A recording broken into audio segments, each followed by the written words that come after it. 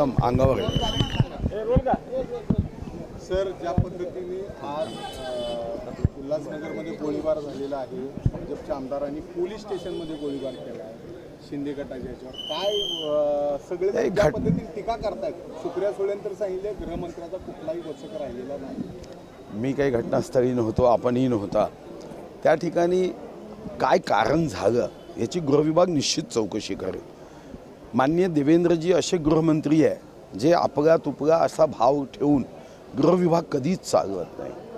उद्या जर अतिशय जवळचा एखादा व्यक्तीही असेल आणि तो चूक करत असेल, कायदा मोडत असेल, कायद्याचं उल्लंघन करत असेल, तर कायद्याच्या चौकटीत त्याच्यावर निश्चित कारवाई होते। ज्या पद्धतीने मुख्यमंत्र्यांच्या राज्यात फक्त गुंडगिरी चालू आहे, काय ह्याच्याबद्दल काय वाटतं? नाही, असा आरोप शेवटी आमची सर्वांची सामूहिक जबाबदारी आहे। आम्ही मंत्रिमंडळामध्ये जेव्हा बसतो तेव्हा साधारणतः आम्ही एकत्रितपणे प्रत्येक घटनेचा विश्लेषण आणि विचार करतो। याही घटनेच्या संदर्भात उद्या कॅबिनेट आहे, परवा 5 तारखेला कॅबिनेट आहे, निश्चित चर्चा होईल। आपण या घटनेचा निषेध करताय?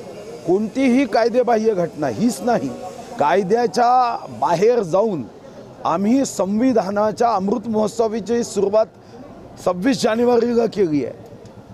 हां, फक्त कोणत्याही घटनेचं राजकारण करण्याच्या ऐवजी त्याचं विश्लेषण करून आपण गेलं पाहिजे। नाही तर एक दिवस ट्विट करायचं आणि मग काय हवेवर असं होता कामा, त्याचा पाठपुरावा केला।